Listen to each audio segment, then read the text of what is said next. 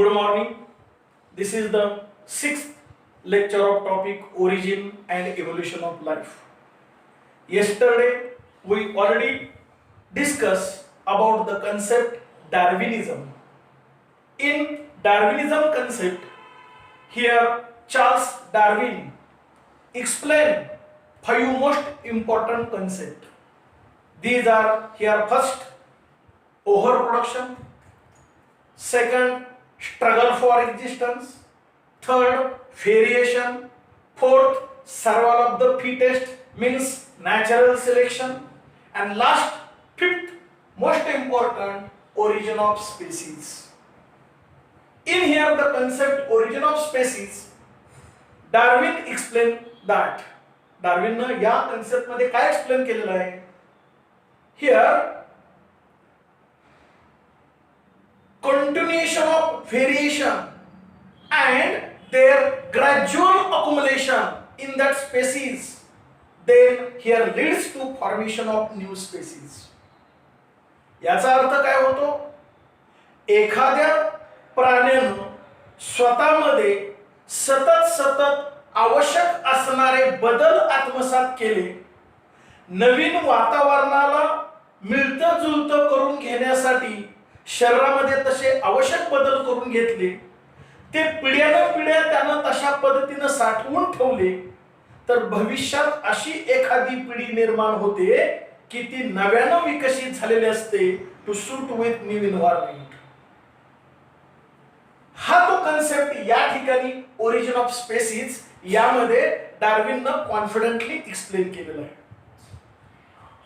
पुरावा म्हणून त्याला एक्झाम्पल दिलेला आहे. Example here, giraffe. You know very well, an ancient time, giraffe is a short neck horse-like animal. अगदी घोड्यासारखा छोट्या मानेचा प्राणी होता. But here, due to shortage of food, अन्न कमी पडू लागलं, as well as drought on our earth, पृथ्वी तलावरती दुष्काळ पडू लागले. Here, this giraffe depends upon the leaf of tall tree. उंच जी झाडं असतील त्याची पानं तो खाऊ लागला. At that time, here giraffe use his neck continuously. त्याची सतत मान या पद्धतीने तो उंचावू लागला, मानेचा सतत उपयोग करू लागला. Hence, these useful variations are continuously accumulated, and then after so many generations, new long neck giraffe was formed. या पद्धतीनं या ठिकाणी डार्विननं पुराव्यानिशी हे एक्झाम्पल स्पष्ट केलेलं आहे. अलीकडचं आपलं एखादं दुसरं एक्झाम्पल देता येईल दैनंदिन जीवनातलं. दुसरं एक्झाम्पल या ठिकाणी mosquitoes. Here there are so many varieties of mosquitoes are here. अनेक प्रकारचे मॉस्किटोज आहेत. But after spraying of DDT powder, DDT पावडरची फवारणी केली, then die immediately. ते पूर्वी लगेच मरण पावत होते. But here during this stage, आत्ताच्या घटनेला जर पाहिलं तर डीडीटी पावडर कितीही मारली तर सर्वच प्रकारचे मॉस्किटो मारतात असं नाही. सम स्पेसीज आर सर्व्हाइव्ड. काही स्पेसीजनी स्वतःमध्ये असा बदल आत्मसात केलेला आहे की ते अत्यंत स्ट्रॉंग आहेत. इव्हन दो ते डीडीटी पावडर खातात सुद्धा, त्यांनी ती डीडीटी पावडर खाल्ली तरी ते जगतात. इतका त्यांनी तो बदल आत्मसात केलाय, आणि हे पिढ्यानं पिढ्या हळूहळू हा बदल विकसित होतो. या पद्धतीनं प्रत्येक सजीवाला निसर्गानुसार हळूहळू स्वतःला बदलून घ्यावं लागतं. That concept is called as a origin of species. Here this Darwinism concept is complete here. Darwinism हा कन्सेप्ट या ठिकाणी संपला. Then here objection.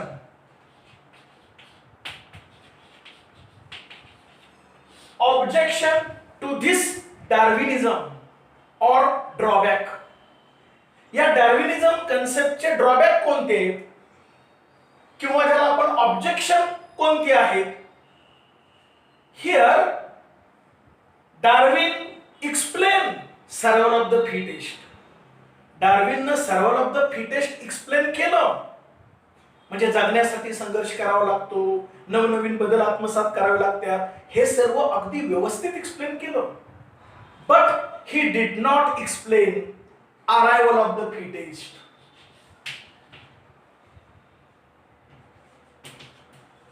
Arrival of the fittest. Arrival of the fittest म्हणजे काय? तर कोणताही सजीव जर नव्यानं काहीतरी वेगळा निर्माण झालेला आहे, तो नव्यानं जो निर्माण झालेला जो प्राणी असेल किंवा व्हरायटी असेल, स्पेसिस असेल, ती कोणत्या कारणामुळे झाली, त्याचं मूळ कारण कोणतं हे मात्र डार्विन एक्सप्लेन करू शकला नाही. That is nothing but Darwin can't explain about cause of variation, origin of variation and inheritance of variation. म्हणजे व्हेरिएशनचं मूळ कारण कोणतं, कॉज ज्याला म्हणतो, ओरिजिन कुठून सुरुवात होते बदलाला, तो एक्सप्लेन करू शकला नाही.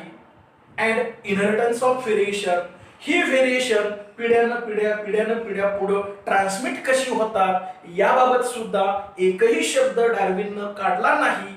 असं डार्विनच्या थेअरीवरती आक्षेप इतर शास्त्रज्ञांनी घेतलेला दिसतो. Then another drawback here, Darwin did not distinguish between somatic variation and germinal variation. Somatic variation म्हणजे बॉडीच्या पेशीमध्ये जो काही बदल होतो तो इनहेरिट होतो का नाही त्याच्याबाबत एकही शब्द काढलेला नाही. आणि जर्म किंवा जर्मिनल व्हेरिएशन म्हणजे काय, तर या ठिकाणी मेल असेल तर टेस्टिस, फिमेल असेल तर ओव्हरी. याच्यामध्ये जर्मिनल सेल्स जे असतात त्याच्यामध्ये व्हेरिएशन होतं म्हणून भविष्यातली पिढी बदलते का, म्हणजे बॉडीत बदल होतो म्हणून भविष्यातल्या पिढी बदलतात का, किंवा त्यांच्या जर्मिनल व्हेरिएशन मुळे पुढच्या पिढी बदलतात का, या दोन्ही बाबत ॲक्युरेट एक्सप्लेनेशन डार्विनने दिलेलं दिसत नाही. आणि सर्वात महत्त्वाचा कन्सेप्ट डार्विन असा म्हणतो, continuation of variation and their gradual accumulation leads to formation of new species. सतत बदल आत्मसात करत गेले की एखादी पिढी भविष्यात अशी निर्माण होते की ती पूर्णपणे नव्यानं डेव्हलप झालेली असते. पण या ठिकाणी एक्झाम्पल आता आपण जिराफचं घेतलेलं होतं. An ancient time giraffe is a short neck horse like animal and then it form a long neck giraffe. Then in between intermediate stage कुठं आहे, याचा अर्थ short neck horse and then long neck giraffe, ह्या दोन्हीची मधली stage कुठं आहे. कारण डायरेक्ट असं होऊ शकत नाही की छोट्या मानेचा हॉर्स सारखा प्राणी आणि एकदमच मोठी मान एका पिढीत निर्माण झाली, मग मधली अवस्था कुठं आहे. या पद्धतीनं थोडेसे आक्षेप किंवा ड्रॉबॅक या ठिकाणी डार्विनला विचारलेले दिसून येत आहेत. पण तरी सुद्धा डार्विनने जी काय आपली 5 मतं मांडलेले आहेत, थेअरी मांडलेले आहेत, पाचही सुद्धा कन्सेप्ट अत्यंत आजही महत्त्वाचे आहेत. त्यानं इव्होल्युशनचा बेस निर्माण केलेला आहे. त्याचे जे काय ऑब्झर्वेशन होते, त्यानं ज्या काय फॅक्ट्सची निरीक्षणं केली होती, निसर्गाचं निरीक्षण केलं होतं, त्याच्यानुसार त्यानं जी काय मतं मांडलेली आहेत ती आजही उपयोगाची आहेत. फरक एवढाच की फक्त या ठिकाणी ते का होतं, कसं होतं हे मात्र कॉन्फिडेंटली तो सांगू शकला नाही. Hence the next we discuss concept mutation theory.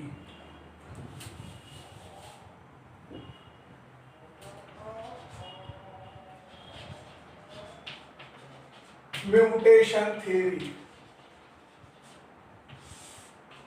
पुढचा कन्सेप्ट आपण बघूया, mutation theory.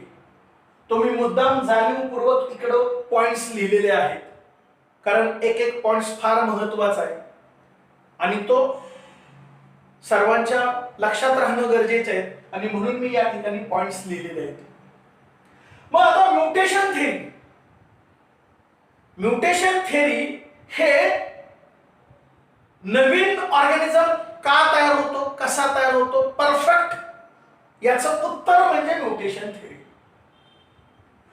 Then question arise, what is mean by mutation. पहिल्यांदा म्युटेशन म्हणजे काय समजून घेऊया. Mutation means sudden change. अचानक बदल होतो, अचानक होणारा बदल याला म्युटेशन म्हणायचं.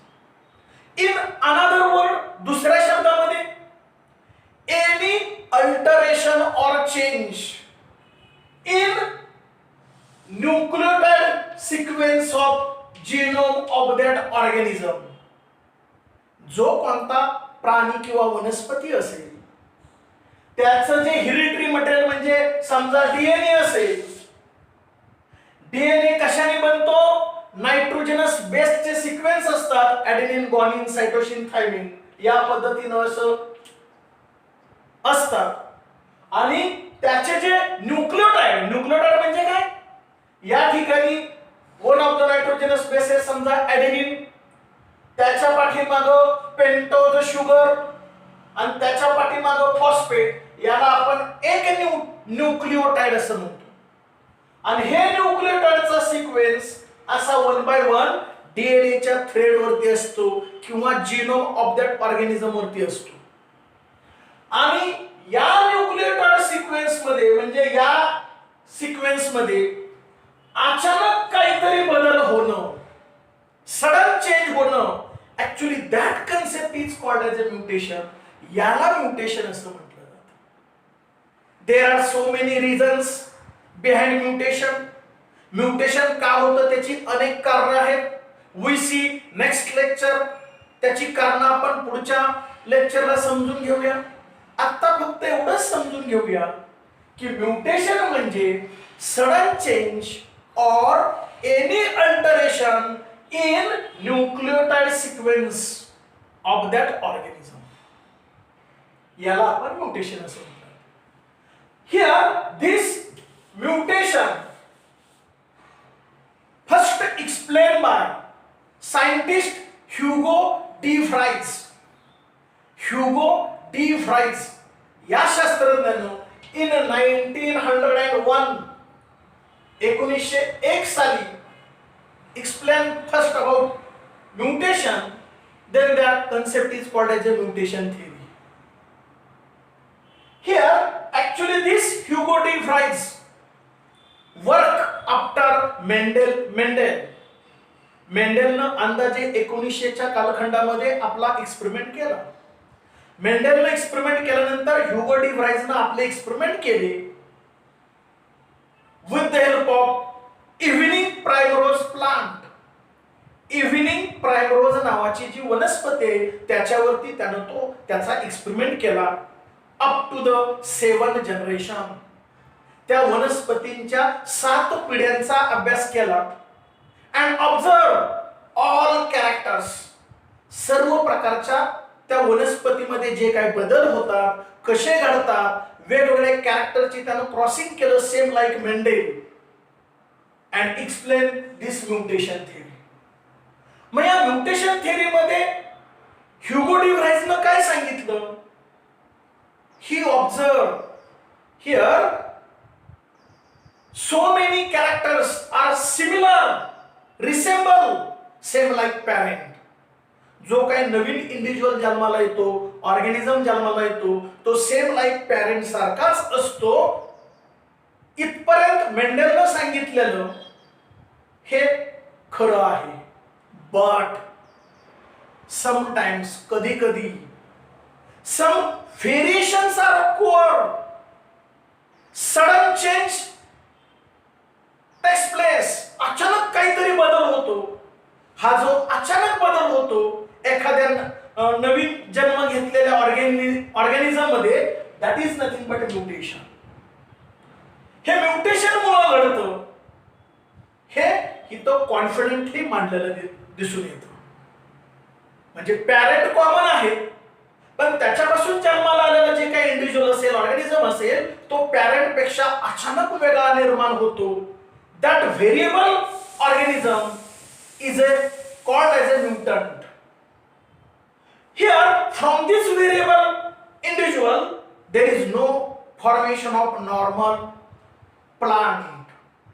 जे काही नवीन वेगळं जन्माला आलं कॅरेक्टर, त्याच्यापासून पुन्हा भविष्यात नवीन कॅरेक्टर चांगलं नॉर्मल जन्माला आलं नाही.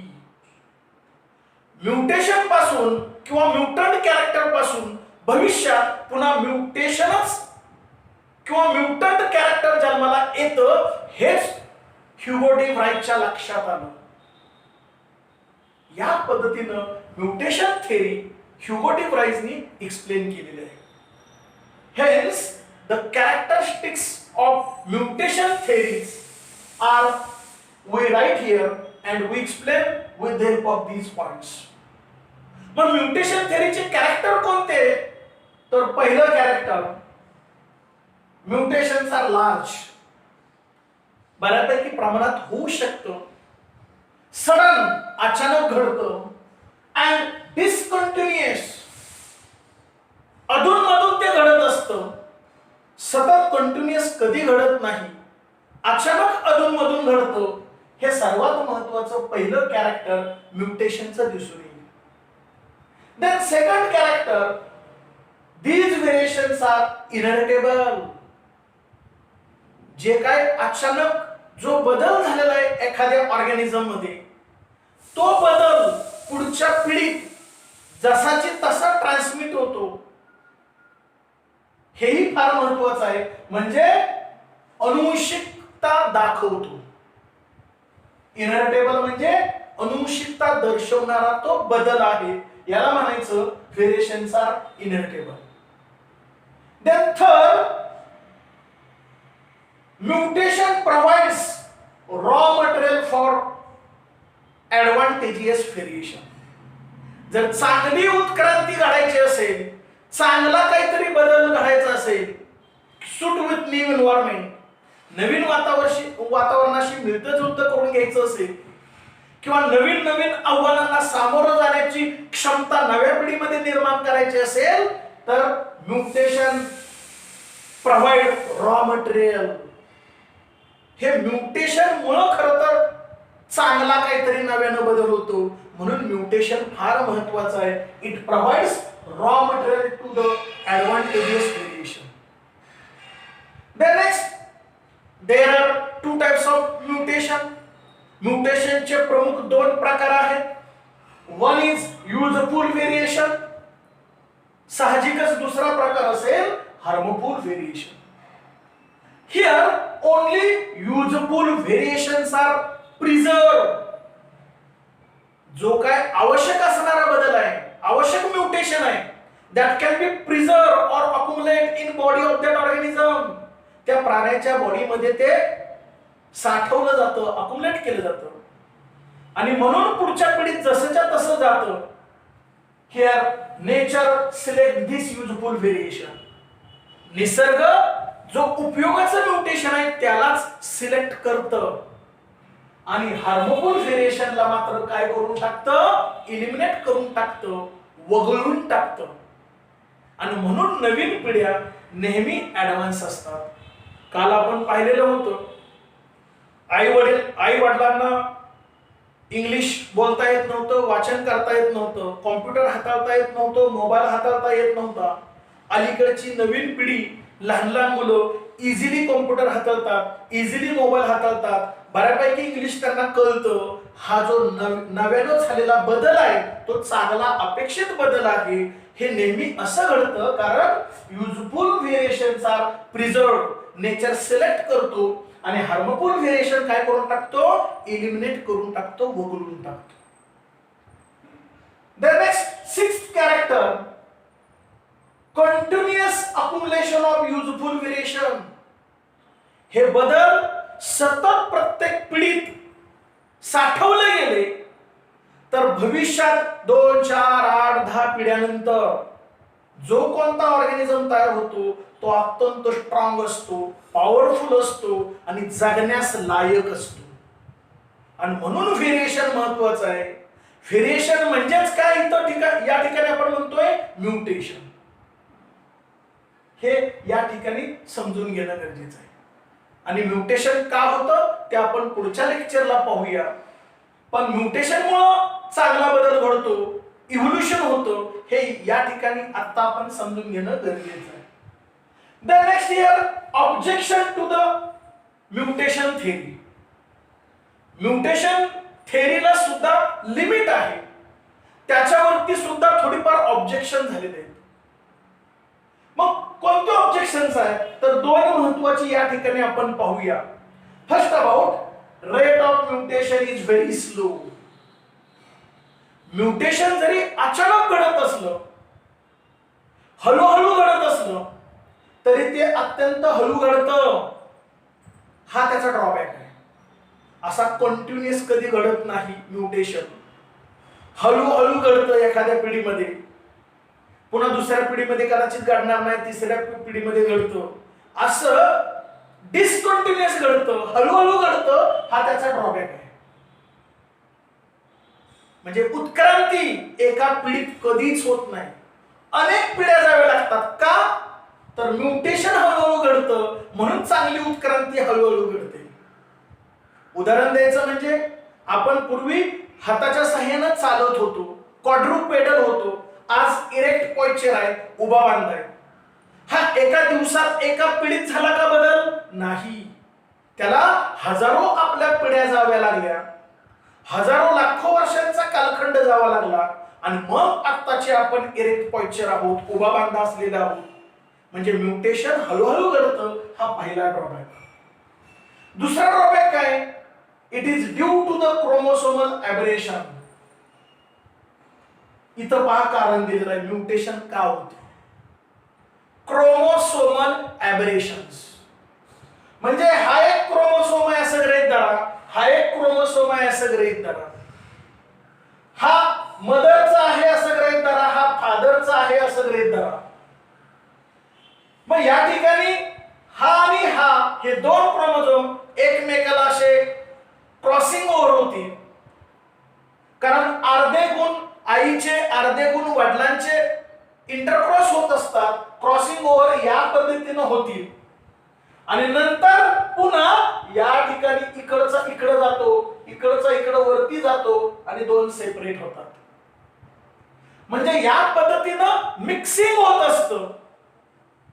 किंवा मगाशी सांगितल्याप्रमाणे याच्यावरती जे न्यूक्लियोटाइड सिक्वेन्स असतो याच्यामध्ये अचानक बदल होतो. या पद्धतीचं सुद्धा एखाद्या अशा सेगमेंट मध्ये किंवा न्यूक्लियोटाइड सिक्वेन्स मध्ये अचानक बदल होतो, म्हणून इथं म्युटेशन घडत असतं. हे महत्वाचं आहे. आणि असं ॲबरेशन सारखंच कधी घडत नाही, हा त्याचा तो ड्रॉबॅक असलेला आपल्याला दिसून येतो. थोडक्यात डार्विनने सांगितलेली कन्सेप्ट फार फार महत्वाची आहेतच, पण हा जो काय नवीन पिढीमध्ये बदल होत असतो तो म्युटेशन्समुळे होत असतो. आणि म्युटेशन का होत असतं तर क्रोमोसोमल ॲबरेशन्समुळे घडत असतं. हे इथं समजून घेणं अपेक्षित आहे. I hope you understand about here mutation theory.